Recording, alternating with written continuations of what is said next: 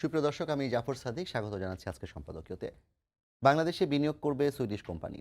মংলায় আরেকটি অর্থনৈতিক অঞ্চলের প্রস্তাব চীনের। নাসার সঙ্গে চুক্তি সই, রোহিঙ্গা প্রত্যাবাসনের সম্ভাবনা। এমন সব খবরের ভিড়ে প্রধান উপদেষ্টার প্রশংসা করে নাগরিক ঐক্যের সভাপতি মাহমুদুর রহমান মান্না বলেছেন, রমজানে দ্রব্যমূল্য নিয়ন্ত্রণ, বিদ্যুৎ ব্যবস্থাপনা ও ঈদযাত্রায় স্বস্তি সহ নানা বিষয়ে ম্যাজিক দেখিয়েছেন ডক্টর ইউনূস।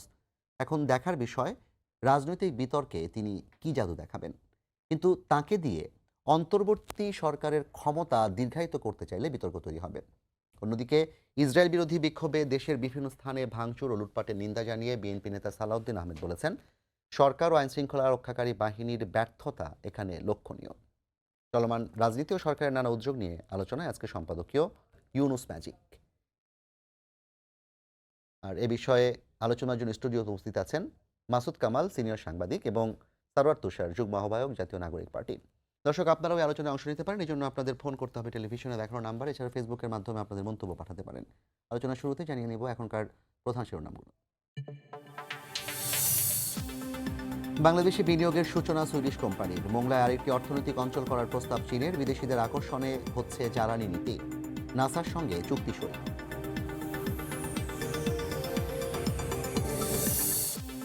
রোহিঙ্গা প্রত্যাবাসনে আরাকান আর্মির সঙ্গে যোগাযোগ হচ্ছে বাংলাদেশের, জানালেন প্রধান উপদেষ্টার উচ্চ প্রতিনিধি। জাতিসংঘের মধ্যস্থতায় বৈঠকের পরিকল্পনা।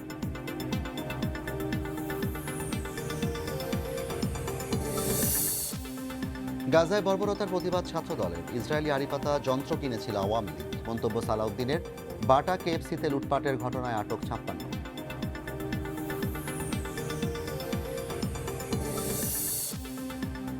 হজ ফ্লাইট শুরু 29 এপ্রিল। বাড়ি ভাড়া জটিলতায় 10,000 মুসল্লির হজ যাত্রায় অনিশ্চয়তা। সমাধানে ব্যর্থ হলে এজেন্সির বিরুদ্ধে ব্যবস্থা হুঁশিয়ারি উপদেষ্টার।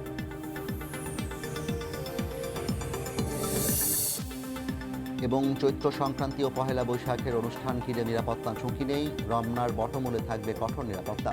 মঙ্গল শোভাযাত্রার নাম পরিবর্তন হবে কিনা জানা যাবে রোববার।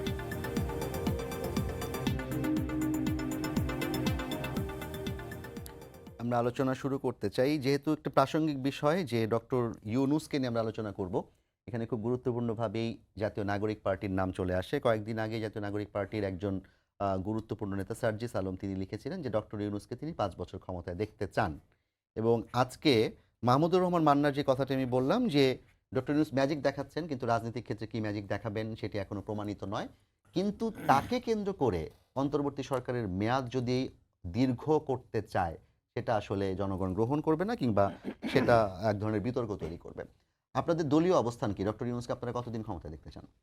আপনাকে ধন্যবাদ। ডক্টর ইউনূসকে শুধু আমাদের ক্ষমতায় দেখার বিষয় না। আমরা শুরু থেকে বলেছি দলের জায়গা থেকে যে কতগুলো এজেন্ডা আছে এই অন্তর্বর্তী সরকারের। এই এজেন্ডাটাই তার টাইম ঠিক করবে। এটা ১.৫ বছর, ২ বছর, ২.৫ বছর যাই হোক, সেটা সবাই মিলেই সিদ্ধান্ত নিয়েই হবে। এবং এখানে খুবই গুরুত্বপূর্ণ হচ্ছে ডক্টর ইউনূস নিজে কী চান, সেটাও খুব গুরুত্বপূর্ণ। তিনি আমরা যতটুকু বুঝেছি এই ডিসেম্বর টু জুন এর মধ্যেই তিনি শেষ করতে চান। তারও ক্ষমতা প্রলম্বিত করার খুব বেশি ইন্টেনশন আছে এরকম আমাদের কাছে মনে হয় নাই। আমাদের দলের অবস্থান এরকমই যে আপনি সংস্কার যেগুলো বলা হয়েছে ইতিমধ্যেই কিন্তু একটা অস্পষ্ট হলেও একটা রোডম্যাপ টের পাওয়া যাচ্ছে যে একটা জুলাই চার্টার হবে। এই জুলাই চার্টারে সকল দল কমিট করবে, সিগনেচার করতে পারে, এবং তার মধ্যে দিয়ে একটা ইলেকশন, এবং ইলেকশনের পরে নির্বাচিত সরকারের হাতে ক্ষমতা যাবে। এবং এখানে নির্বাচনটা কী ধরনের নির্বাচন হবে সেটা হয়তো একটা সেটেল করার বিষয় আছে। এইটাই হচ্ছে, আমরা এই প্রক্রিয়াটাকেই ওন করি এবং এই প্রক্রিয়াটাকেই আমরা সবসময় ডিফেন্ড করেছি। এটা করতে গিয়ে আমাদের বিরুদ্ধে বরং কথা ছড়ানো হয়েছে যে আমরা নির্বাচন চাই না, ওয়ারেজ আমরা বলেছি যে আপনি সংস্কারটা এই টাইমের মধ্যে শেষ করে নির্বাচন দেন, এতে তো আমাদের কোনো আপত্তি নাই। আর নির্বাচনটা গণপরিষদ নির্বাচন কেন হওয়া দরকার সেটা আপনাদের এখানে সহ বিভিন্ন জায়গায় আমরা বলেছি। এখন আর এই প্রসঙ্গে আমি আর আবার না যাই। আর যার কথা বললেন তিনি এটা তার ব্যক্তিগত মতামত ফেসবুকে দিয়েছেন। ফেসবুকে আমরা তাৎক্ষণিকভাবে অনেক কিছুই আমাদের বলতে ইচ্ছা করে, আমরা সেটা বলেছি। কিন্তু আমরা মনে করি মানে যে কিন্তু যখন দলের একজন শীর্ষ নেতা তাৎক্ষণিকভাবে কিছু বলেন, সেটা তো দলীয় অবস্থান হিসেবে প্রকাশ না, পায় দলীয় কিনা? অবস্থান যেমন ধরুন মির্জা আব্বাস একবার বলে ফেললেন যে ওদের হাতের করা কোনো সংস্কার আমরা রাখবো না, সব আমরা সংসদে গিয়ে কারেক্ট করে আমরা সংসদে গিয়ে সব কারেকশন করে দেবো। এটা কিন্তু বিএনপির দলীয় অবস্থান না। আপনি জিজ্ঞেস করে দেখেন বিএনপির যে কাউকে, বিএনপি বলবে না এটা ওনার ব্যক্তিগত। কিন্তু মির্জা আব্বাস তো দলের একজন শীর্ষস্থানীয় নেতৃত্ব, মানে একদম নীতি নির্ধারণী নেতাদের একজন। তো এরকম হয় মানে এই ধরনের বড় বড় দল বা যারা আসলে জনগণের ভোটে ক্ষমতায় যেতে চায় সেখানে অনেক ধরনের মানুষ থাকবে, কিন্তু দলীয় একটা আলোচনার মধ্য দিয়ে যে পজিশনটা সেটা দলের প্রধান কিংবা দ্বিতীয় প্রধান তাদের মুখ থেকেই আসবে। আমাদের যেটা আমি বললাম ওইটাই আমাদের অবস্থান। এবং এখানে ডক্টর ইউনূসকে এই কাজগুলো সেরে চলে যেতে হবে। তার কারণ হচ্ছে আমরা চাই যে তিনি যে এখন যেমন সবার আছেন, সর্বজন বিদিত এবং সর্বজন গ্রহণযোগ্য, এভাবেই তিনি শেষ করেন। তিনি বরং পার্টিজান হয়ে গেলে তিনি তার প্রতি মানুষের যে একটা আপনি যে কাজগুলোর কথা বলছেন তার মধ্যে একটা গুরুত্বপূর্ণ হচ্ছে গণহত্যার বিচার এবং সংস্কার। রাইট। ডক্টর ইউনূস যে ম্যাজিকগুলোর কথা আমরা আজকে দেখলাম যে বাংলাদেশে বিনিয়োগ আসার সম্ভাবনা তৈরি হচ্ছে, রোহিঙ্গা প্রত্যাবাসনের সম্ভাবনা তৈরি হচ্ছে, বিদ্যুৎ ভালো ছিল, দ্রব্যমূল্য কম ছিল, ঈদ যাত্রা একটা স্বস্তি ছিল। হুম। তো এগুলো কি প্রায়োরিটি টাস্ক কিনা? এগুলোতে তিনি সফলতা দেখাচ্ছেন, কিন্তু সংস্কার অথবা হচ্ছে গণহত্যার বিচারের ক্ষেত্রে কি ডক্টর ইউনূসের সেই ম্যাজিকটা দেখা এই যাচ্ছে কিনা? কাজগুলো খুবই গুরুত্বপূর্ণ যেগুলো উনি করছেন। এই কারণে গুরুত্বপূর্ণ যে এই যেমন গতকালকে আমরা আশিক সাহেবের মুখ থেকে শুনলাম যে স্যামসাং এর বিনিয়োগ এখান থেকে চলে গিয়েছিল কেন? ফলে এগুলো যে ফিরিয়ে আনা হচ্ছে এগুলো খুবই ইম্পর্টেন্ট। আমাদেরকে তো অর্থনৈতিকভাবে ঘুরে দাঁড়াতে হবে। কিন্তু একটা জিনিস আমরা জাতীয় নাগরিক কমিটি থাকা অবস্থাতেও বলেছিলাম যে যদি রাজনৈতিকভাবে এই সরকার সফল হতে না পারে তাহলে অর্থনৈতিক সাফল্য ধরে রাখা যাবে না। এটা খুব মানে সিম্পল। এই সরকারের গড়নটাই এরকম। এটা অন্য ৮-১০টা সরকারের মতো না। আপনাকে পলিটিক্যালি উইন করতে হবে। এবং পলিটিক্যালি উইন করার মানে হচ্ছে বাংলাদেশকে আপনার জাহাজটা এখন ধরা যাক 75% হয়তো তীরের কাছাকাছি চলে গেছে। এটাতেই সাফল্য মানে তীর দেখা যাচ্ছে বলেই আমরা সফল হয়ে গেছি ব্যাপারটা এরকম না। আপনাকে তীরে নামতে হবে, নোঙরটা গাড়তে হবে। তো এই নোঙরটা গাড়াটা হলো খুবই ইম্পর্টেন্ট, যেটা এই সরকারকে সফলতার সাথে করতে হবে। এবং আমি বিশ্বাস করি যেটা মান্না ভাই এটাকে ম্যাজিক বলেছেন, আমি আস্থা রাখতে চাই ডক্টর ইউনূসের ব্যক্তিত্বের উপর। তিনি তার যে বৈশ্বিক এক্সপোজার এবং দেশের ভেতরে গ্রহণযোগ্যতা এবং নিজের প্রতি মানে তার যে নীতিগত যে অবস্থান, এগুলো মিলিয়ে তিনি নির্ধারিত সময়ের মধ্যেই যে কাজগুলোর কথা তিনি বলেছেন। একটা কথা তিনি কিন্তু বিমস্টেকে গিয়ে বললেন যে অনেক সময় সরকার পরিচালনা করতে গেলে পরিচালনার পদ্ধতি বদলাতে হয়। এই পরিচালনার পদ্ধতি বদলানোটাই কিন্তু আমাদের মূল মনোযোগ। তো সেটা করে তিনি নির্ধারিত সময়ে বিদায় নেবেন, এটা আমরা তুষার, আপনার কাছে বিশ্বাস আবার করতে আসবো। চাই। মাসুদ কামাল ভাই, একটু আপনার কাছে আসতে চাই। কামাল ভাই, যেটা মান্না ভাই বলেছেন এবং আরো অনেকেই ফেসবুকে এমনকি ইভেন্টও খোলা হয়েছে ডক্টর ইউনূসকে 5 বছর ক্ষমতায় দেখতে চায়। মান্না ভাইয়ের যে একটা প্রশ্ন ছিল, রাজনৈতিক ক্ষেত্রে তিনি আসলে বিতর্কগুলোর ক্ষেত্রে ডক্টর ইউনূসের ম্যাজিকটা দেখানো যাবে কিনা, কিংবা যেগুলোকে তিনি ম্যাজিক বলছেন এগুলো কি আপনি আসলে কিভাবে মূল্যায়ন করবেন? আমি এগুলিকে ম্যাজিক বলি না। কিন্তু ম্যাজিকের কি আছে? Nothing magic. উনি যেটা কাজটা করেছেন সেটা হলো গিয়ে উনি আসার ফলে উনি বলে ব্যাপার না। এখানে ব্যাপারটা হলো যে হাসিনা সরকার চলে যাওয়ার পরে, দেশ থেকে বিতাড়িত হওয়ার পরে, আমি ওভাবেই বলি, ওনার যত সাঙ্গপাঙ্গ ছিল সব বিতাড়িত হয়েছে। কেউ পালিয়েছে, কেউ দেশ ছেড়ে চলে গেছে, কেউ ঘাপটি মেরে আছে, গর্তে লুকাই গেছে। এই লোকগুলো চাঁদাবাজি করতো, নানা ধরনের অপকর্ম করতো, যার নেতিবাচক ফল পড়তো আমাদের বাস্তব জীবনে। জি। ওই জিনিসটা অফ হয়ে গেছে। বিষয়টা কিন্তু সিম্পল, ওই জিনিসটা অফ হয়ে গেছে। এবং এটা অফ করার ক্ষেত্রে ডক্টর ইউনূস দারুণ কিছু দেখিয়েছে। আপনি একটা উদাহরণ দেখান তো, উনি কি দেখাইছে? ওটা অফ হয়ে গেছে। সোসাইটি, পুরো সমাজ ওদেরকে অফ করে দিয়েছে। এখানে আমি স্টুডেন্টদের ভূমিকাকে আমি ধন্যবাদ জানাই। কেন নেতৃস্থানীয় পর্যায়ে, যেমন ধরেন আমি যদি বিডার কথা বলি, বিডা একসময় দুর্নীতিপ্রবণ একটা কর্মকর্তা ছিল, একই সাথে অন্যান্য যে জায়গাগুলো সেগুলোর প্রতিষ্ঠানগুলো যে প্রধান। আপনার বিডা বলে আমি বলি আপনাকে, শেখ হাসিনার আমলে কোন প্রতিষ্ঠানটা দুর্নীতিপ্রবণ ছিল না বলেন আপনি? সব জায়গায় কোথায় হয় নাই দুর্নীতি বলেন? সব জায়গায় দুর্নীতি হয়েছে। এবং উনি চলে যাওয়ার পর যারা দুর্নীতি করেছে তারা কেউ আছে? তারা তো কেউ অ্যাক্টিভ নাই। না, আপনি শুধু পলিটিক্যাল মানুষকে বলছেন, কিন্তু যারা কিনা আমলা কর্মকর্তা কিংবা যারা কিনা চেইনের মধ্যে ছিল তাদের দুর্নীতি তো কমার কোনো সম্ভাবনা কিংবা লক্ষণ আমরা মানুষের কাছ থেকে শুনি না অন্তত। কোথায় মানে কি? যেমন আপনি যদি ভূমি অফিসের কথা বলেন, ভূমি আপনি বিভিন্ন অফিসার সেবার জায়গা থেকে সেবা খাতগুলিকে দুর্নীতি এখন হচ্ছে, জি এখনো হচ্ছে। কিন্তু যেটুকু কমেছে ওটাই অনেক কমেছে। আপনার দুর্নীতির মাত্রাটার সম্বন্ধে কোনো ধারণা পৃথিবীর কেউ করতে পারবে না। 5 টাকার কাজ করছে 500 টাকায়, এটা পৃথিবীর কেউ ধারণা করতে পারবে না। যে 5 টাকার কাজ যে 500 টাকা করা যায় এটা কেউ কল্পনাও করতে পারবে না। এটা এও কি সম্ভব? হয়েছে এই দেশে, হয়েছে এই দেশে। এখন 5 টাকার কাজ 10 টাকায় হচ্ছে।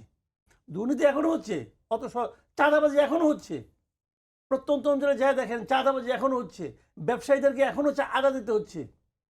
কোন পলিটিক্যাল পার্টির নাম উঠতেছে এটা আমি আপাতত না বলি, হচ্ছে এখনো চাঁদাবাজি এখনো হচ্ছে। কিন্তু আমি বলতে চাচ্ছি যে সার্বিক ক্ষেত্রে, যেমন ধরেন আমি উদাহরণ বলি আপনাকে, দ্রব্যমূল্য নিয়ে খুব কিন্তু আলোচনা হচ্ছে। আমি নিজেও খুব স্বস্তি বোধ করতেছি। কাঁচা বাজারের দাম মানে অনেক কমে গেছে। কেন কমছে? যে ট্রাকটা করে কাঁচা বাজারে উত্তরবঙ্গ থেকে ঢাকা শহরে আসতো, সেখানে কমপক্ষে 8 থেকে 10 জায়গায় তার চাঁদাবাজি হতো। যে চাঁদাটা ওখানে দিতে হতো ওই চাঁদাটা কোথায় যোগ হতো? দামে এসে যুক্ত হতো, সাধারণ মানুষকে কিনতে হতো। চালের দাম কমছে, চালের দাম তো Simple কথা মাঝখানে বলেন। খানিকটা বাড়লো আরো। চাউলের দাম আমি একটা এক্সাম্পল দিই। আমাকে আজকে একজন লোক ৩টা রিসিট পাঠাইছে। আজকে আমার কাছে এইমাত্র পাঠাইছে, চাইলে আপনার দাম দেখাইতে পারবো।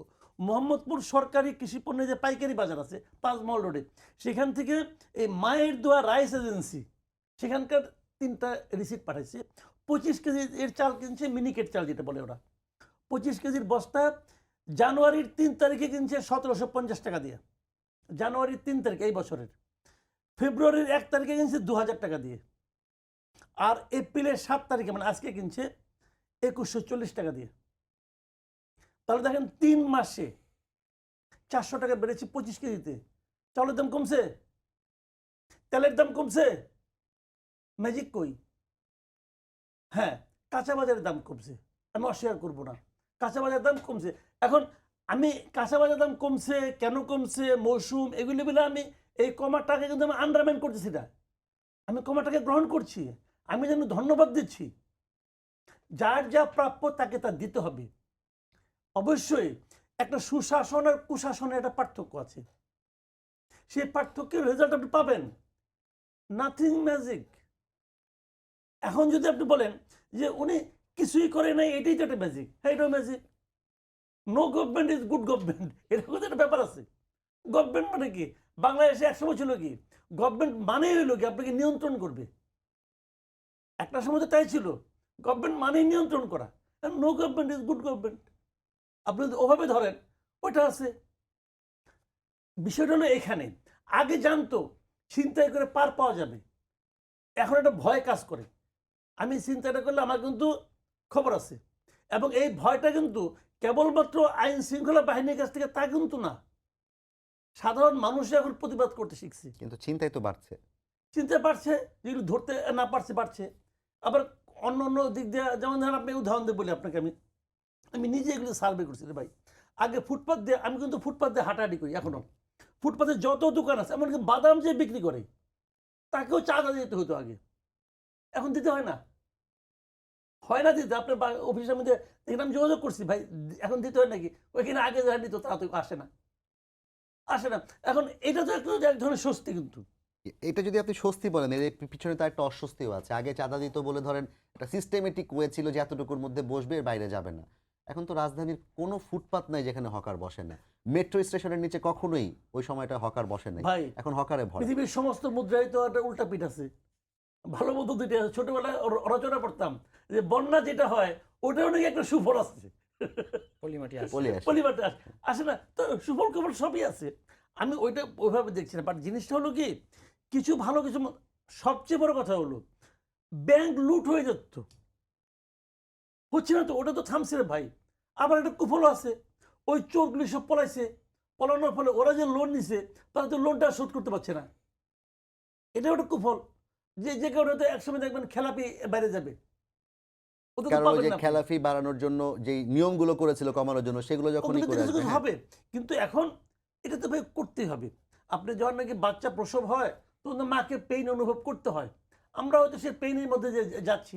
আমি জানি না বাচ্চা বিকলাঙ্গ হবে কিনা, এটা আমি বলতে পারবো না, কিন্তু পেইনটা আমি ফিল করছি কিছু কিছু ক্ষেত্রে। আপনি কি এটা আশাবাদী হবেই। যে ডক্টর ইউনূস তার যে রাজনৈতিক সংস্কার নিয়ে কিংবা নির্বাচন নিয়ে যে বিতর্ক, এটা আসলে তিনি সাফল্যের সাথে উতরে যেতে পারবেন? আমার মনে হয় না, এটা আমি মানে এতটা আশাবাদী আমি নই, কারণ উনি কোনো রাজনৈতিক ব্যক্তিত্ব না। উনি এখন পর্যন্ত এমন কোনো একটা স্টেপ নিতে পারেন নাই যে স্টেপটা নাকি পলিটিক্যালি মানে অসাধারণ কিছু, এটা আমার কাছে মনে হয়। এবং সত্যি কথা বলতে কি, আজকে 8 মাস হয়ে গেছে, এখনো পর্যন্ত বাংলাদেশের বাংলাদেশের পলিটিক্যাল পার্টিগুলোর উপর আমার কিন্তু খুব উচ্চ, পলিটিক্যাল পার্টিগুলি নিয়ে আমার মধ্যে খুব উচ্চ কোনো ধারণা নাই, নাই কোনো, যে পলিটিক্যাল পার্টি যেগুলো আছে একটা নিয়ে আমার কোনো উচ্চ ধারণা নাই, এবং এগুলিকে ক্ষমতা দিলে এদের চেহারা বাইরে পড়ে, এটা আমার অভিজ্ঞতা থেকে যতটুকু আমি দেখছি। এবং এরা সব সময় কিন্তু নিজেরটা বোঝে, আর কিছু বোঝে না।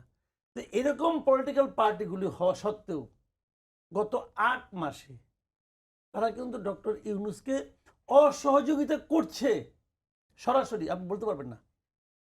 প্রত্যেকটা পলিটিক্যাল পার্টি কিন্তু প্রকারান্তরে কিছু কিছু সমালোচনা করে, কিন্তু এন্ড অফ দ্য ডে তারা কিন্তু ডক্টর ইউনূস সরকারকে সাপোর্ট দিয়ে যাচ্ছে।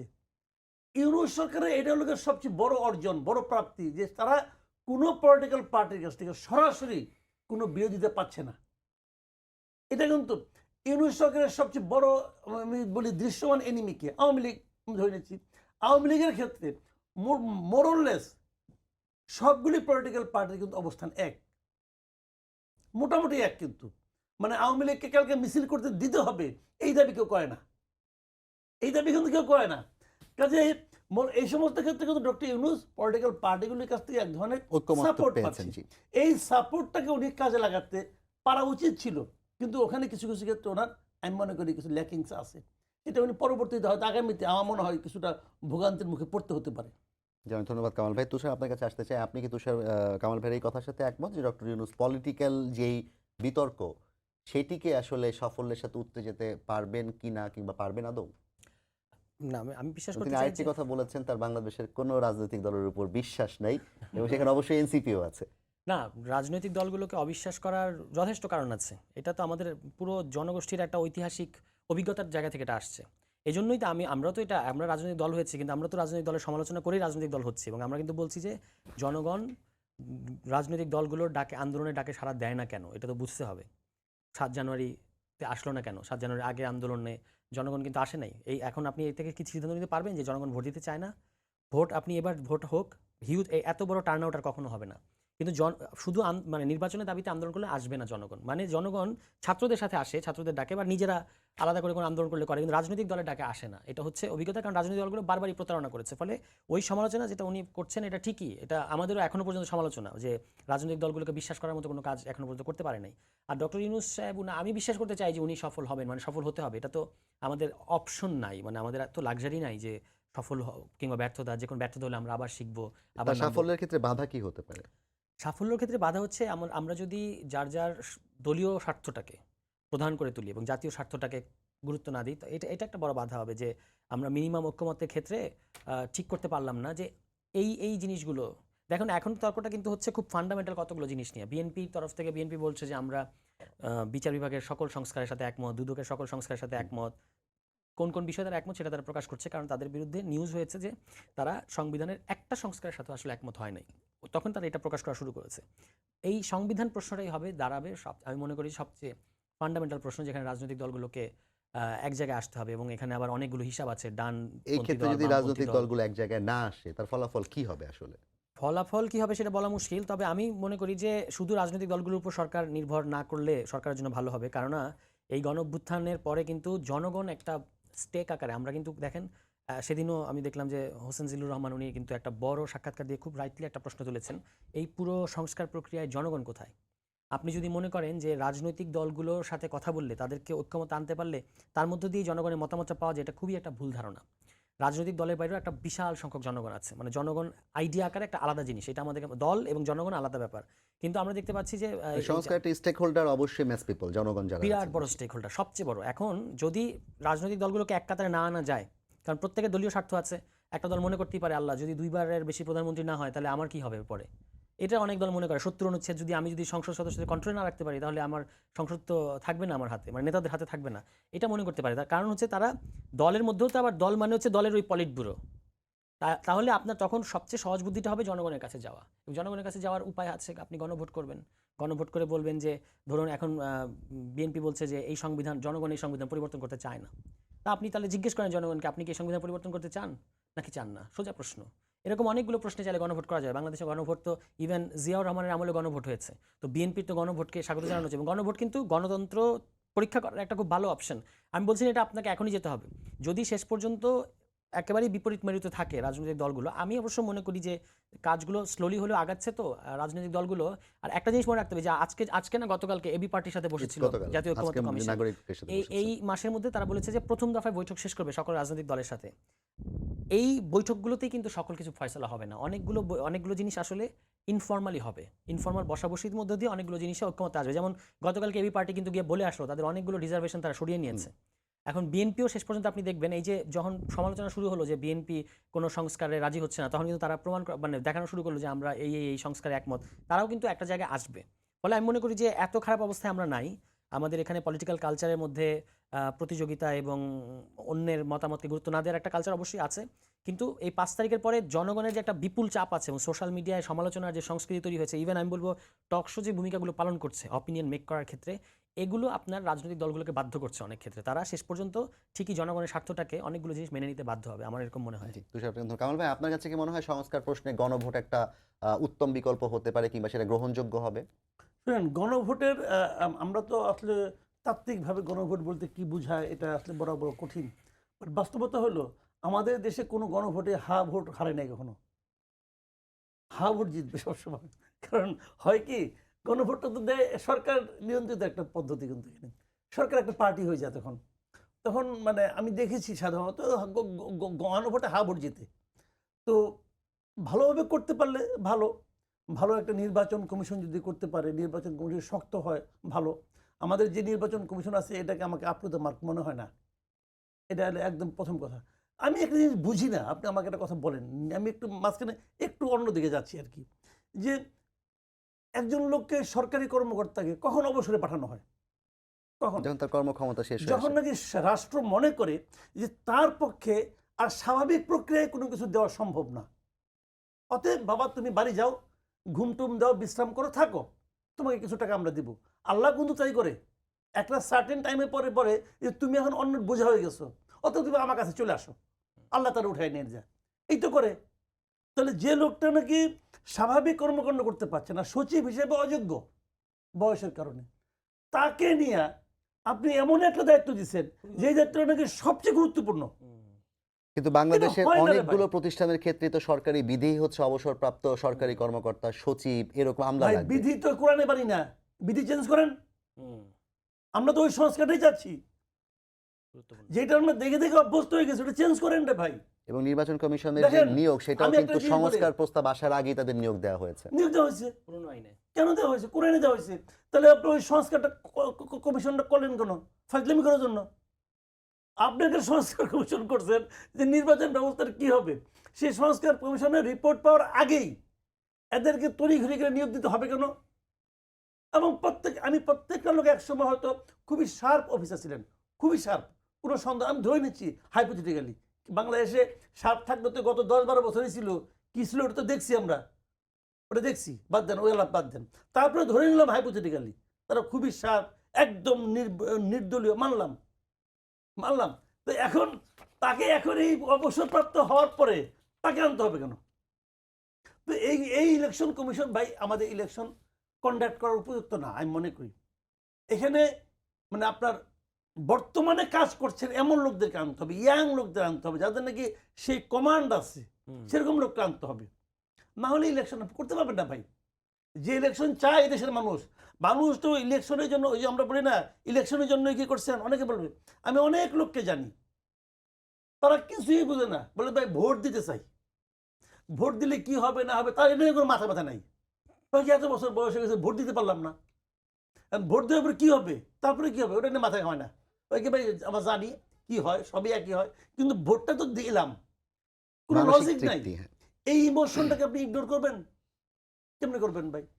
সে তো এটা চায়, কাজে সেই জিনিসটা মাথায় রাখতে হবে। আর যে জিনিসটা আমি যে কথাটা আপনি বললেন যে সংস্কার, দেখেন ডক্টর ইউনূস পারবে কি না পারবে এই কথাটা ইমেটেরিয়াল, উনি পারার জন্য এখনও কিছুই করে নাই।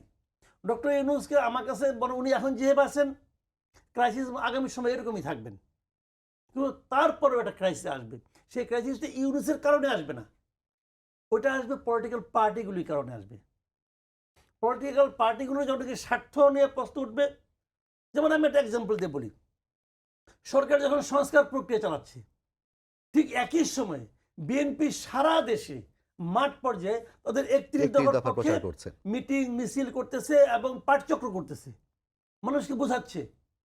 বিএনপি একটা পলিটিক্যাল পার্টি বোঝাচ্ছে, আর সরকার একটা এত বড় ইনস্ট্রুমেন্ট নিয়ে বসে আছে, এত বড় একটা ইনস্টিটিউশন রাষ্ট্র, তারা কিন্তু পাবলিকের মধ্যে এই জিনিসটা ছড়ায় নাই। তারা যদি পাবলিকের মধ্যে এটাকে আলোচনার মধ্যে আনতে পারতো না, পারতো তো, করে নি তারা বসে আছে।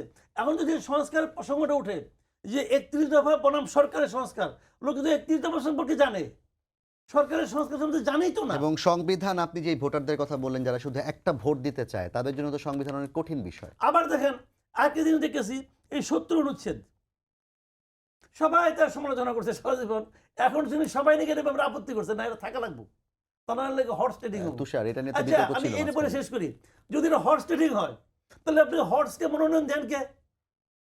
আপনি এমন হর্সকে কেন মনোনয়ন দেন যে নাকি বিক্রি হয়ে যেতে পারে? তাহলে তো আপনার দলের ভিতরে একটু ঠিক ঠিকানা নাই। ওনারাও দেখছি এটা বলতেছে, ওনারাও নাকি ৭০ অনুচ্ছেদ নাকি অন্যভাবে চায়। জি, ৭০ দেখি কি বলে। অনুচ্ছেদ নিয়ে একটু আপনার কথা শুনতে ৭০ চাই। অনুচ্ছেদের নিয়ে যে নিউজটা প্রথম আলোর, এটা খুব বিভ্রান্তিকর একটা নিউজ হয়েছে এবং দায়িত্বশীল নিউজ হয় নাই, এবং ওখানে আমাকে কোট করা হয়েছে কিন্তু আমার সাথে কোনো কথা বলেন নাই তারা, কিন্তু তারা করেছে। এখন আমাদের পজিশনটা, ওনারা বলেছেন কি যে কমিশন বলেছে যে ৭০ অনুচ্ছেদ পুরোপুরি উঠিয়ে দিতে হবে, এটা কিন্তু কমিশনেরও পজিশন না। কমিশনের পজিশন হচ্ছে যে অর্থ বিল ব্যতি রেখে বাকি ক্ষেত্রে সংসদ সদস্যদেরকে স্বাধীনভাবে মতামত প্রয়োগ করতে দিতে হবে। আমরা বলেছি অর্থ বিল এবং এই যে মানে সরকারের প্রতি অনাস্থা, এই দুটো বাদে বাকি সকল ক্ষেত্রে দলের বিরুদ্ধে ভোট দেওয়া যাবে। যে কোনো আইন, ধরা যাক ডিএস এর মতো আইন, এই ধরনের যে কোনো আইনের ক্ষেত্রে এবং আপনি শুধু দলের বিরুদ্ধে ভোট দিবেন সেটাই না, আপনি যে দলের ওই প্রস্তাবের বিরুদ্ধে ভোট দিয়েছেন এটা যেন দল না জানে। অনাস্থার ক্ষেত্রে কেন না? সরকার না, প্রথমে ভালো এটা কারণ ছিল। হচ্ছে ৭০ না, এখনো একটা পর্যায়ে আমরা এটা চাইবো না। একটা দুইটা টার্ম তিনটা টার্ম পরে বাংলাদেশের পলিটিক্যাল কালচারটা যদি এমপি বা রাজনীতি কারা আসছে এটা যখন চেঞ্জ হয়ে যাবে তখন এটার দরকার পড়বে না। কিন্তু এখন আজকে পর্যন্ত ৭০ অনুচ্ছেদ রাখার পেছনে কিন্তু এটাই যুক্তি দেওয়া হয় যে আদারওয়াইজ সরকারকে টেকানো যাবে না। এই জন্য আমরা সংসদ সদস্যদের স্বাধীনতা এবং সরকারের স্থিতিশীলতা দুটোর দিকেই মনোযোগ দেওয়ার চেষ্টা করছি এই পর্যায়ে। কিন্তু এর বাইরে তো সংসদে প্রচুর বিল আছে যেটা আপনি জানেন, এই যে ওয়াকফের মতো এই ধরনের গণবিরোধী বিলের ক্ষেত্রে আমার তো অধিকার আছে দলের বিরুদ্ধে যাওয়ার, তো সেটা তখন আমি যেন যেতে পারি এবং সেটা আবার দল যেন না জানে। আমরা বলেছি যে এখন তো হ্যাঁ না বা এরকম কণ্ঠভোটে করে মনে হয়, তো গোপন ব্যালটে? এখন কি গোপন ব্যালট? না না, আপনাদেরটা কি গোপন ব্যালটে চেয়েছেন? গোপন ব্যালটে বলতে আমরা বলছি ধরেন আপনি তো এটা খুব সম্ভব যে একটা বাটন রাখেন, আপনি শুধু দেখা যাবে ওই বিলের পক্ষে কয়টা ভোট, বিপক্ষে কয়টা ভোট, কারা পক্ষে কারা বিপক্ষে দেখার দরকার নাই। তো দেখলে যে সমস্যা হবে, আগামীবার তো আমাকে নমিনেশন দিবে না দল, যে এ তো দলের বিরুদ্ধে যায়, শাস্তি তো আমাকে কোনোভাবে দিতে চাইবে এবার যদি ধরতে নাও পারে। এই জন্য গোপন আমি এখানে বসে আছি, এই বিলটা হচ্ছে, আমি চুপ করে yes no button. Yes no দিয়ে দিব, যে দেখা জানা যাবে না যে কে, এইগুলো আজকের দিনে কোনো ব্যাপার, এটা কোনো ব্যাপার না, এরকম থাকবে সংসদ সদস্য জাতিসংঘের অধিবেশনও সম্ভবত এরকম ডিসপ্লে করা হয়। এভাবেই এবং হয়। হ্যাঁ, শুধু জানা দরকার একটা বিলের পক্ষে কতজন বিপক্ষে কতজন, কারা পক্ষে কারা বিপক্ষে জানার কোনোই দরকার নেই। কারণ আমি এটা আবুল মনসুর আহমদ সাহেব খুব গুরুত্বপূর্ণভাবে বলেছিলেন, মানে ৭০ অনুচ্ছেদের প্রশ্নটা, যে দল কি করে দেখবেন, দলের দিক থেকে একটা তর্ক আছে যে আমি নমিনেশন দিয়েছি তাহলে আমার প্রতি লয়াল না থাকলে কিভাবে হবে। কিন্তু এখানে তর্কটা হচ্ছে এরকম, উনি বলার চেষ্টা করছিলেন যে দল সুপারিশ করে মাত্র, চূড়ান্ত নিয়োগদাতা কিন্তু জনগণ। তাহলে যেই মাত্র আমি পার্লামেন্টারিয়ান হয়ে গেছি, আমার এখন প্রধান কমিটমেন্ট কিন্তু পিপলের, জনগণের কাছে। কারণ আমি তো পার্লামেন্টারিয়ান। যেহেতু স্যার আপনি একটা কথার সময় মাথা নাড়াচ্ছিলেন খুব ঘন ঘন, সেটা হচ্ছে যে এই নির্বাচন কমিশনকে যখন কামাল ভাই হ্যাঁ, বলছিলেন যে আমি যোগ্য না, আমাদের মানে এখনো দলের এই ব্যাপারে কোনো পজিশন তৈরি হয় নাই, আমরা অবজার্ভ করছি নির্বাচন কমিশনের কর্মকাণ্ড। কিন্তু এটা কিন্তু আমরা জাতীয় নাগরিক কমিটি পর্যায়ে থেকে দেখে আসছি যে নাগরিক মানে এই নির্বাচন কমিশনের যথেষ্ট পরিমাণ আপনার মোটিভ নিয়ে সন্দেহ তৈরি হয়েছে দিনকে দিন। যেমন তারা গতকাল বলে দিয়েছে যে জুলাইয়ের মধ্যে তারা পুরো নির্বাচনের রোডম্যাপ দিবে, রোডম্যাপ কমিশন জানিয়ে দিবে। রোডম্যাপ দিবে। এখন নির্বাচন কমিশন একটা সাংবিধানিক প্রতিষ্ঠান হোক, এটা আমাদের চেয়ে বেশি কে চায়? সবচেয়ে বেশি আমরা চাই। কিন্তু এই নির্বাচনটা যে একটা এক্সেপশনাল নির্বাচন হতে যাচ্ছে, যেখানে সকল রাজনৈতিক দল এবং জনগণ সহ স্টেক হোল্ডারদের মতামতের মানে এবং সরকার এরা সিদ্ধান্ত নেবে কখন ইয়ে হবে। আপনি আগেই এরকম মানে আমার কাছে মনে হচ্ছে যে ঘোড়াকে ডিঙিয়ে ঘাস খেতে যাচ্ছে নির্বাচন কমিশন, এবং মোটিভগুলো পরিষ্কার না। এই জন্য নির্বাচন কমিশন নিয়ে আমাদের অনেকগুলো আবার দেখেন, এই যে আমরা দল করার পরেই তারা একটা গণবিজ্ঞপ্তি দিল এবং 20 এপ্রিলের মধ্যে, হ্যাঁ এখন এটা তো বললে লাভ নেই যে তারা তাদের রুটিন কাজের একটা কিন্তু পর্যায়ে আপনাদের গেছে। বিরোধী পক্ষ যারা, ধরেন আপনার সুশীল সমাজ থেকে শুরু করে, আমি যদি সাংবাদিকদের কথাই বলি, যেমন গতকালকে মাহবুব কামাল ভাই এসেছিলেন, তিনিও বলছিলেন যে এই নির্বাচন কমিশন কিংবা এই সরকারের দ্বারা কোনো নিরপেক্ষ নির্বাচন দেওয়া সম্ভব না। এবং তারা আপনাদেরও সমালোচনা করেন, তিনি আপনাকেও বলতে চান সরকারি সুযোগ সুবিধা নিয়ে আপনারা কাজ করেন। তাহলে আপনারাও একভাবে বিরোধিতা করছেন, তারাও বলছে নির্বাচন কমিশন কার্যকরীভাবে ভোট করতে পারবে না। নির্বাচন কমিশন দেখেন, সুষ্ঠু নির্বাচনটা বাংলাদেশে শুধু নির্বাচন কমিশনের উপর নির্ভর করে না। আপনি নির্বাচন ইতিহাসগুলো দেখেন, সরকারের ইন্টেনশনের উপর নির্ভর করে। যে রফ কমিশন একটা সুষ্ঠু নির্বাচন দিয়ে বিএনপি সরকারকে ক্ষমতায় আনলো 91 সালে, সেই রফ কমিশন বিএনপি সরকারের অধীনে ন্যাক্কারজনক নির্বাচন উপহার দিয়েছে। কেন? কারণ হচ্ছে কমিশন ঠিক করছে, কমিশনের নিয়োগটা কীভাবে হচ্ছে আপনি ওটা খেয়াল করেন, তাহলেই বুঝতে পারবেন ম্যাজিকটা কোথায়। তো এই কারণে শুধু কমিশন না, প্রধান নির্বাহী কি চান তার ইন্টেনশনটা এখানে ইম্পর্টেন্ট। পাওয়ার স্ট্রাকচারটা এরকম, পাওয়ার স্ট্রাকচার, এই কারণে আমরা সংস্কারের কথা বলছি, ট্রিকল ডাউন ইফেক্টের কথা বলছেন রাইট। আপনি। এবং আরেকটা জিনিস হচ্ছে নির্বাচনটা কেমন হবে এটা অনেক বেশি নির্ভর করে পুলিশ প্রশাসন এবং জনপ্রশাসনের উপর। এই দুইটার প্রশাসন তো এখনো পর্যন্ত আগের মডেলই চলছে, এখানে সংস্কারটা জরুরি। এবং আমরা কিন্তু বারবার বলে আসছি যে আপনি 1 নম্বর সংস্কার করেন পুলিশকে। পুলিশ সংস্কার করার জন্য আপনার গণপরিষদ কিংবা এই জাতীয় পরবর্তী নির্বাচিত সরকার এগুলো কিচ্ছু দরকার নেই। পুলিশের তরফ থেকে এখন কথা উঠছে যে আমরা তো 2007 সালেই ওই যে 111 সরকারের সময় একটা অধ্যাদেশ করে পুলিশের কিছু সংস্কার হওয়ার কথা ছিল, হয় নাই। তাহলে কোথাও একটা আটকে যাচ্ছে। এই ইয়েগুলো আমাদেরকে ভূতগুলো খুঁজে বের করতে হবে যে কারা এগুলো আটকে দিচ্ছে। পুলিশের সংস্কারটা 1 নম্বর দরকার, এবং পুলিশ যদি ইন্ডিপেন্ডেন্টলি কাজ করে, পুলিশ এবং আপনি ইলেকশনের সময় যত যাই বলেন, ইলেকশন কমিশন কিন্তু আপনার ভোট চুরি ঠেকাবে না। ভোট চুরি নির্ভর মানে ভোট ঠিকমতো হবে কি হবে না এটা নির্ভর করে আসলে DC, SP, UNO, OC, SI এদের উপরে। এরা কি ভূমিকা পালন করছে ইলেকশনের আগে, এটা হচ্ছে খুব ইম্পর্টেন্ট। ফলে এদের গ্রুমিং বলেন, এদেরকে ব্রিফিং বলেন, কিংবা এদেরকে নিরপেক্ষ জায়গায় নিয়ে আসা বলেন, এটা খুব ইম্পর্টেন্ট। এই জন্য এই দুটা কমিশনের মানে এই দুটা প্রশাসনের সংস্কারটা সবার আগে দরকার। স্যার, পুলিশের কথা যেহেতু আপনি বললেন, কামাল ভাই আপনার কাছে একটু জানতে চাচ্ছি, কিন্তু সালাউদ্দিন আহমেদ একটা কথা বলেছেন যে গতকাল যে আনরেস্টটা হলো ইসরায়েলের প্রতিবাদ বিরুদ্ধে, এবং তারপর আমরা দেখলাম যে বিভিন্ন জায়গায় বিভিন্ন জেলায় ভাঙচুর লুটপাট হলো, এবং তার প্রেক্ষিতে 2টি মামলা এবং এখন পর্যন্ত 56 জনকে গ্রেফতার করা হয়েছে, এবং রাতেই কিন্তু পুলিশের মহাপরিদর্শক বলেছিলেন যে সবাইকে গ্রেফতার করা হবে ভিডিও ফুটেজ দেখে। সালাউদ্দিন সাহেব যেটি বলেছেন যে এখানে সরকার এবং আইন শৃঙ্খলা রক্ষাকারীদের ব্যর্থতা লক্ষণীয়। তো এভাবে করে গত অনেকগুলো ঘটনাতেই বিএনপি থেকে শুরু করে নাগরিক কমিটি, সাংবাদিক সমাজ, তারা কিন্তু পুলিশকে বিভিন্ন জায়গায় ব্যর্থতার দায়টা দিচ্ছে। তো পুলিশকে আসলে সফল হওয়ার কোনো সুযোগ আছে না, এরকম ব্যর্থ হয়েই চলবে? তাহলে দেখেন, এখানে নির্বাচন পুলিশকে কিভাবে একটা হবে? বিচ্ছিন্নভাবে দেখলে হবে না। কিন্তু আমাদের পুলিশের বর্তমান যে স্ট্রাকচার, তাদেরকে আলাদা করে বিচ্ছিন্নভাবে দেখেন না। এটা হলো কি সরকার কি চায় তারই রিফ্লেকশন পুলিশের মাধ্যমে ফুটে ওঠে। আমি আপনাকে এক্সাম্পল দিয়ে বলি। 5 তারিখে হাসিনা পলাইলো না, 8 তারিখে ইউনূস সাহেব এসে দায়িত্ব নিল। আচ্ছা, ইউনূস সাহেবের দায়িত্ব নেওয়ার দরকারটা কি ছিল? আপনি আমাকে এই কথাটা বলেন। ইউনূস সাহেবের দায়িত্ব নেওয়ার দরকারটা কি ছিল? 5 তারিখ থেকে 8 তারিখ মাঝখানে 3 দিন দেশ চলে নাই? চলছে তো, তো ওভাবে চললেই পারতো। দরকারটা কি? দরকারটা হলো এইটা 5 তারিখ থেকে 8 তারিখের মধ্যে কিন্তু কিছু কিছু মবও হয়েছে, মারামারি হয়েছে না? তাহলে তারপরে তাহলে 8 তারিখের একটা গভর্নমেন্ট দরকার পড়লো কেন? দরকার পড়লো এই কারণে যে মবটা কোনো কন্টিনিউ করা যাবে না। এটা যারা legitimate শেখ কিছু না হাসিনাকে এটা। তাড়াইছে তারাও ফিল করছে যে মবটা চলতে দেওয়া যাবে না, একটা সিস্টেমে আনতে হবে। সেই সিস্টেমটাকে আমরা একটা সরকার চাই যারা নাকি সিস্টেমটাকে ক্রিয়েট করবে সব জায়গায়, পরবর্তী সময়ের জন্য করবে, বর্তমান সময়ের জন্য করবে। এই তো সিস্টেম। যেই মুহূর্তে ইউনূস সরকার আসলো সেই মুহূর্তে তার মত থাকতে পারে না, আর মত থাকতে পারে না। কিন্তু যে ক্রোধ, আপনার বিরুদ্ধে আমার ক্রোধ আছে, আপনি আমাকে উস্কালেন, শেখ হাসিনা ওখান থেকে একটা ভাষণ দিল, তার কারণে আমি অত্যন্ত উত্তেজিত হয়ে গেলাম। আমার উত্তেজনা প্রকাশ আমি কোথায় ঘটাবো? আমার এই উত্তেজনাটা আমি সরকারকে ইনফর্ম করব, সরকার ভূমিকা নেবে। আর আমি যদি বলি না আমার দায়িত্ব, তাকে ও বলছে কেন, আমি এক কাপ ভেঙে ফেলাবো, বললাম আমি, সরকার আমাকে ভাঙতে দিবে না, কারণ এটা হলো ন্যাশনাল প্রপার্টি। তাহলে এই জায়গাটা এখন সরকারের ভূমিকা। সরকার তো এই কাজগুলি করে নাই, সরকার ভাঙতে দিছে, সরকার করতে দিছে, সব মব করতে দিছে। এই যে আজকে দেখলাম প্রায় 65 জনকে গ্রেপ্তার করছে।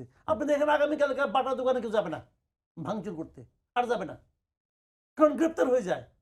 তার তো জানতে হবে যে এটা ভাঙচুর করলে পরে, জুতার প্যাকেটগুলি চুরি করলে পরে কালকে জেলে যেতে হবে, পুলিশে আমাকে ধরবে।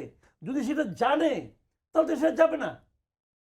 এখন আপনি দেখেন 5 তারিখে গণভবনে যে লোকটা হাঁস নিয়ে আসছে, বালিশ নিয়ে আসছে, ছবি দেখছি না আমরা, তাকে কিন্তু আমি দায়ী করবো না, কারণ তখন দেশে কোনো গভর্নমেন্ট ছিল না, তখন আমরা একটা স্বৈরাচারকে খেদাইছি। কিন্তু যেই মাত্র ইউনূস সরকার আসলো, তারপরে যখন আমি ভাঙি কিছু একটা, যখন আমার ছবি কেউ দেখে, তখন আমার বিরুদ্ধে আপনি অ্যাকশন যদি না নেন, তাহলে এটা এস্টাবলিশ হয়ে যায় যে এই গভর্নমেন্ট এটাকে এন্ডোর্স করতেছে। এই জিনিসটা কিন্তু মাথায় রাখতে হবে। সরকার এতদিন 8 মাসের মাথায় এসে একটা মবের ব্যাপারে একটা অ্যাকশন নিল। এইবার আপনি জানেন এই ঘটনার মাধ্যমে কি হইতেছে। দেখেন, একটা ঘটনা ঘটছে, দুষ্ট লোকের তো অভাব নাই, তারা বসে বসে এআই দিয়ে আরো 20টা বানাইছে, ছবি বানায় ছাড়তেছে। এইগুলি বানাই নিয়ে বিদেশে ছড়াই দিছে। আজকে আমাকে কুয়েত থেকে এক ভদ্রলোক একজন আমাকে মানে মেসেজ পাঠাইছে, সে বলতেছে ভাই এটা দেখার কারণে কুয়েতে বাঙালি অধ্যুষিত এলাকা যেটা, সেইখানে নিরাপত্তা তাদের বৃদ্ধি করছে। নিরাপত্তা বাড়াইছে। না, সজীব অজের জয় নিজেও টুইট মানে করেছেন। তারা ধৈর্যই নিছে যে এই লোকগুলি খারাপ, ইমেজ থাকে সারা দুনিয়ায়। এখন এটা বলবেন যে এটা তো ওরা করছে, ওরা তো করছে, কিন্তু ওদেরকে করার সুযোগটা কে করে দিছে? আমরা করে দিছি, আমরা মানে আমাদের সরকার করে দিছে। এখন সরকার যেটা অ্যাকশনটা নিচ্ছে, আমি মনে করি যে এই অ্যাকশনটা যদি আগে নিত। আচ্ছা, আপনাকে মনে করেন 32 নাম্বার ভাঙবেন, আপনি ভাঙেন, সরকারি ভেঙে দিক ডিসিশন দিয়ে সরকারি ভেঙে দিত, আমার তো কোনো আপত্তি নাই রে ভাই, কিন্তু আপনি মব দিয়ে কাজটা করাইলেন কেন? কামাল ভাই এখানে ওই এই যে জায়গাটাতে আপত্তি। কয়েকদিন আগে কিন্তু আমরা দেখেছি একজন মানে রেপিস্ট সন্দেহে একটা ছেলেকে পিটিয়ে পুলিশের গাড়ি ভাঙচুর করে আগুন লাগিয়ে তাকে পুলিশের হাত থেকে নিয়ে যাওয়া হয়েছে। ঢাকার বাইরে একটা জায়গায় স্থানীয় যারা শক্তিশালী দল তাদের একজন নেতাকে গ্রেফতার করার পর 6 জন পুলিশকে আহত করে তাকে ছিনিয়ে নেওয়া হয়েছে। তো জনগণ যদি মব ক্রিয়েট করতে চায় পুলিশের দ্বারা আসলে কতক্ষণ সেটা বাধা দেওয়া সম্ভব? যদি সরকার সেটাকে মিন করে, যদি সরকার মিন করে আমি এটা করতে দেব না, আপনার এই পুলিশ দিয়ে আপনি থামাইতে পারবেন। এই পুলিশ, এই যে মাজা ভাঙ্গা পুলিশ, এটা আমরা বলি, এই পুলিশ দিয়ে আপনাকে সে থামাইতে পারবেন। কিন্তু সরকার চায় কিনা এই সিদ্ধান্তটাকে সরকারকে নিতে হবে। জি। সরকার কি চায় আসলে মব কন্ট্রোল করতে, কিংবা অনেক কিছুতেই ছাড় দিয়ে দেয়? যেমন ৩২-এর ক্ষেত্রে যদি আমরা বলি, সেখানে কিন্তু সরকার একটা দর্শকের ভূমিকা পালন করেছে।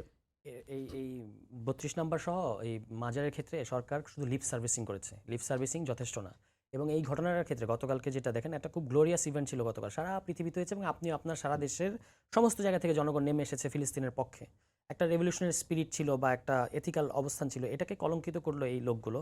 এবং কিছু কিছু ফেসবুক পোস্ট দেখা যাচ্ছে যে তারা আগেই কিন্তু এই ধরনের ঘোষণা দিয়েছে। তাহলে এটা আগেই নিয়ন্ত্রণ করতে পারা উচিত ছিল সরকারের, সেটা তারা করতে পারে নাই। কিন্তু সরকার যে চাইলে পারে, এটার প্রমাণ আছে অনেক। আপনার ধরেন এই যে এখন পুলিশ এত দুর্বল অবস্থা, এর মধ্যে একজন কনস্টেবল কিন্তু রাষ্ট্রপতি পদক পেয়েছে। কেন? আঘাত না করে ছত্রভঙ্গ করায় তিনি লাঠি দিয়ে রাস্তায় তিনি বাড়ি দিচ্ছিলেন, হ্যাঁ, পাইপে বাড়ি তার মানে দিচ্ছিলেন। হচ্ছে পুলিশ পারে, পুলিশ যদি চায় পুলিশ পারে। আর পুলিশ কেন নীরব থাকে কোনো কোনো ঘটনা ঘটতে দেয়, এটা আমরা জানি না। পুলিশ কিংবা সেনাবাহিনী, ম্যাজিস্ট্রেসি আছে, এই সকল ক্ষেত্রে কিছু, এই যে যেমন এই এখন যে 65 জনকে আপনি ধরলেন, তাহলে মব যারা করলো তাদেরকে মানে যারা মাজারের ক্ষেত্রে এটা করলো, এটা কিন্তু সিরিয়াস, আমাদের নাম খারাপ হয়েছে সারা বিশ্বে। তাহলে এদেরকে তো ধরতে পারা উচিত ছিল, বা এখনো সুযোগ আছে, এদেরকে কেন ধরছেন আমি জানি না। তো এই সকল ক্ষেত্রে সরকার চায় না, এটা আমি জানি, চায় না এটা বলবো না, সরকার চায়, কিন্তু অনেক দেরি করে ফেলেছে সরকার, অনেক দেরি করে ফেলেছে। এই ঘটনাগুলো আগেই এই ধরনের পরিস্থিতিতে এটা ঘটে। একটা জিনিস মনে রাখতে হবে যে মুক্তিযুদ্ধের সময় আপনি যদি একটা চলাকালীন সময় একটা ব্রিজ ভাঙেন, এটা খুব হেরোইক একটা কাজ। ঠিক মুক্তিযুদ্ধে একদিন পরে যদি আপনি এই কাণ্ডটা করেন, এটা একটা সন্ত্রাসী কর্মকাণ্ড হয়ে যাবে।